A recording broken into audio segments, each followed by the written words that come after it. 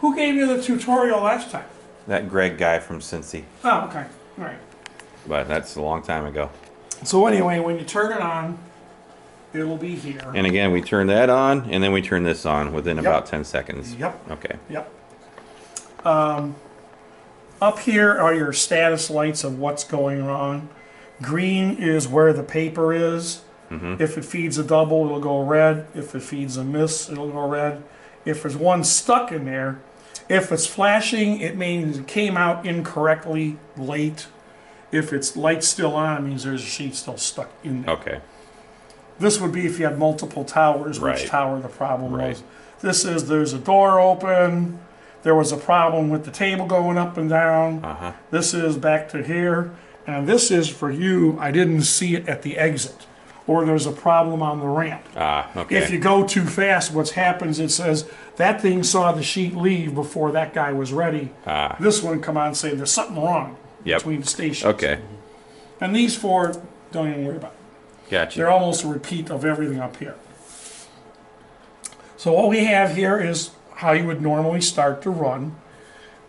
In this modes tab, primarily is which direction you want it to deliver. Feed. Okay. And you can come out the left side if you want. Okay. Faster. The other things you can do here, in the block mode, if we divide it in half using arrows, it's going to run either the top or the bottom first. It's going to run up here, page bins 1 through 5, till something goes empty. Then it'll automatically start running down on the bottom. That'll be nice. So for you can load on the fly. Feeding. Okay. Yes. Yes. But would you have to have the same amount of pieces of paper up there? You probably should, because you're delivering the same thing. Right. So it should be, you know, if you got 4 sheets up here, 4 sheets down here. Yep. Okay. You don't have thirds, and you don't have 2 towers, so you can't have anything other than half. Okay. And these 2 arrows are just a matter of the spot is where it's going to start. Okay. So if you stopped it just before you went to lunch and the bottom is empty and the top is full, it's like go back up top. Gotcha. That's where I'm going to start. In the auto mode, it will automatically go to the next station. In the change mode, it will stop, shift over, but wait for you to hit the start button again. I see. Okay? So let's go back to all. Program is an interesting way to say, I'm going to link the top 2 bins together because my cover sheet is thicker than the inside pages. So I could put cover stock, 1, 3, 5. Sure. And now it knows the top 2 pages in the stack, not bins 1 and 2. Right now it thinks it's these 2. Are the same thing. So it'll run here, here, and here, till this goes empty, and because it's thicker paper, you got a whole other tray down here. I see. I got you. And if you wanted to, you could load him on the fly. Yep. Okay. So that's what program does. And it all shows in the corner here what's going on. Yep. If there's something specialty turned on. And that's called program. Okay. Cover, insert, fancy ways say slip sheet. If you do pads for somebody where you want to pad it 100 sheets and then a chipboard, it'll run 35-point chipboard. Oh, okay. As long as you run it short grain so it can bend and turn. I see. So what you do is when you turn this on, if I wanted pads of 100, I would load 5 bins with paper. The top one of my stack would be chipboard, and I tell it every 20 sets, fire the chipboard. 20 times 5, the multiple. And it shows it on top, so it comes out on the bottom over there. Right. Because everything turns upside down. Exactly. If you wanted a pad with a cover sheet on top, now you put the chipboard on top, you put the cover sheet on the bottom. Yep. And it will fire both of those at the correct time. I got you. And again, it shows it over here. Yep. We will never get into that fancy stuff. Ours is just plain Jane, like newsletter type 24-pound or 60-pound paper and four sheets or 3 sheets. 90% of what I'm about to show you, you could disregard. Yep. But it's nice to know what the hell it did. Yeah. because I always tell people when I'm teaching in a print shop, if all you're going to run is 20 or 24 pound bond, we're about done. Yeah. Because the options are because the paper's thicker, the ink is heavier, Yeah. everything else. Yeah. So what the first line does is the sheets come out shingled back a little bit.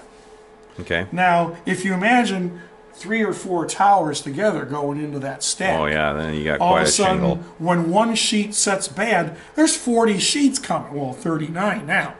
It's too stiff to open and turn, unless I spread them out. Now every sheet bends individually, goes right around. For one tower, you can leave it here and forget that it did anything. Yep. The double sheet detector I'm going to do last, because that's the only like vague concept. Feed clutch timing is easy. This should just say paper length.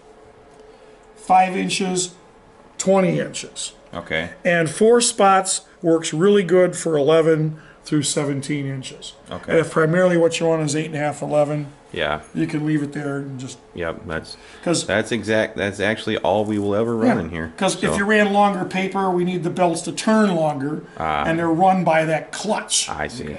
They just used the engineering term rather than, feed length. Yep. All right. Manual stitching, you don't have a stitcher. Nope. It would have turned on the stitcher over here.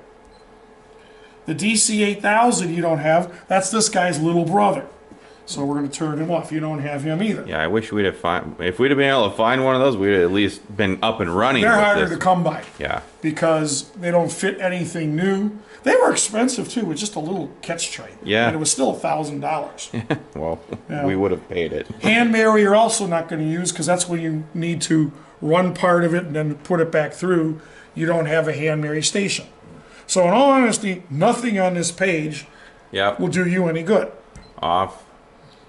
The next page, ejected decide when reset, is where do you want your sample set to go? Because before you run, you always want to sample which sets the double sheet detectors. Ah, yes. Well, especially if you were making a booklet, oh yeah. if you yeah. told it to go in and it was out of order, you made a bad book. And it's been stapled, folded, and trimmed, you made garbage. Right. So most people send it in the reject tray. Here also. It goes out down below and there's a tray under there. Okay. Buzzer sounds is the beeper. I love the beeper. People call me with problems and I said, just stop talking. Let me listen to the beeper. It's got different codes. My wife worked in a department store where you used to go bing, bing, bing. Everybody had an ID number. Sure. The most common one is this. All the red lights flashing on 2 bins. If something got caught like this under here that lifts this tray up, it trips an interlock and shuts you down. And they work in pairs. Okay. So that just means one of those 2 trays has got something wedged in it. Okay. So look. So take a look. That's Yep. exactly right. Counter repeat, it's basically a big batch counter.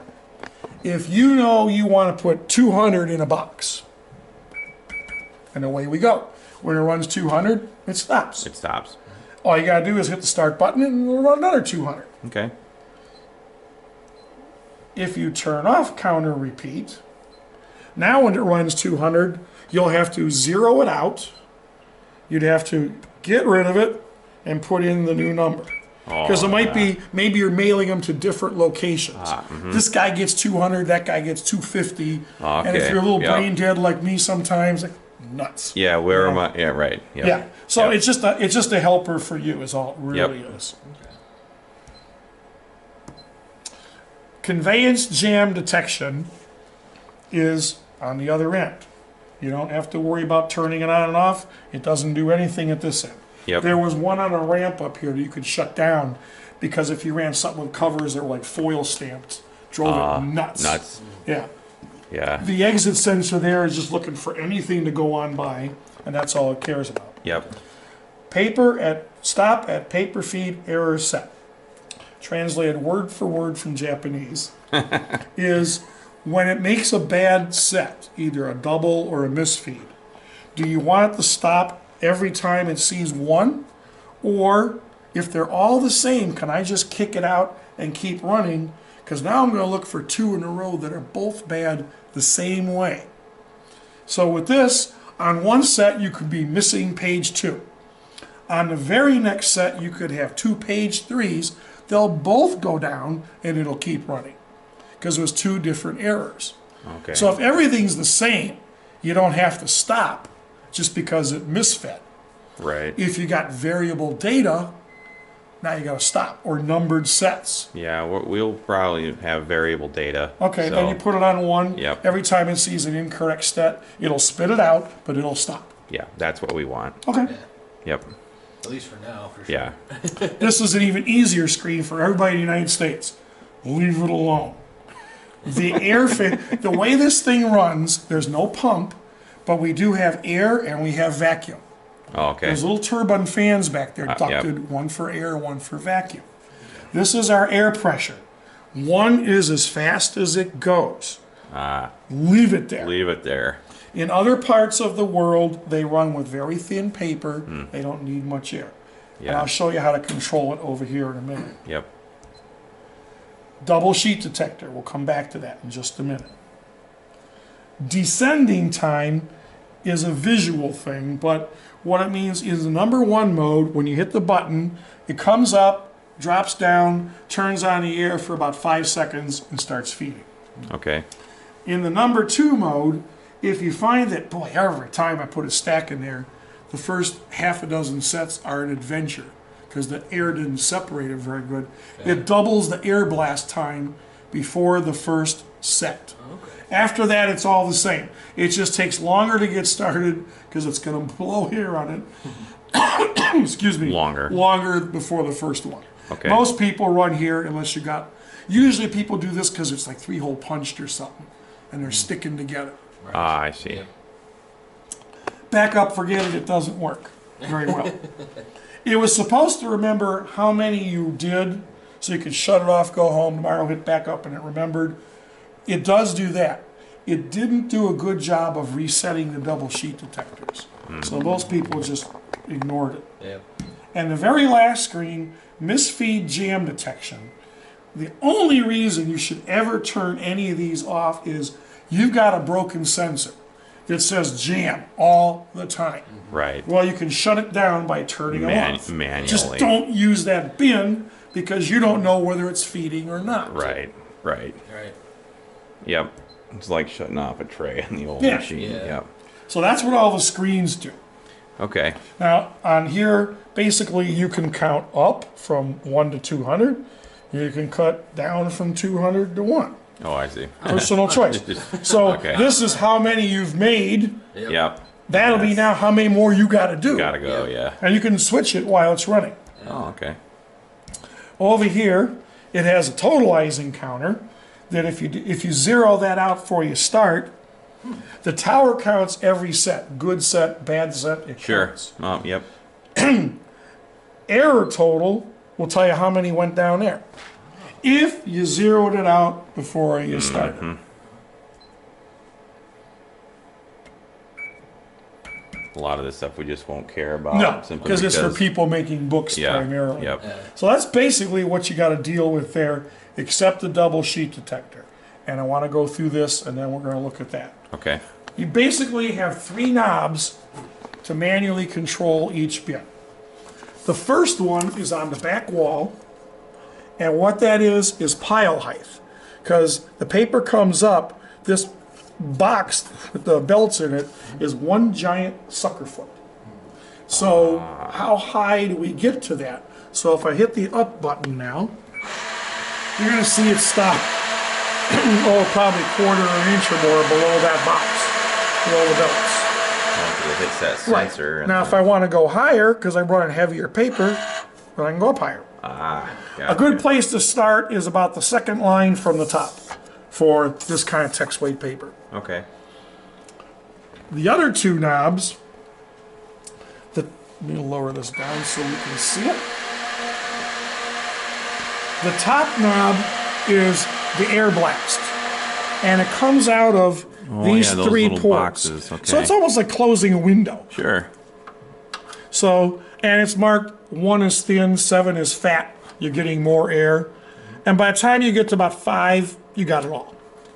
Yeah. Put it on about 3 for text weight paper. Okay. That'd be a good place to start. Okay. And the bottom one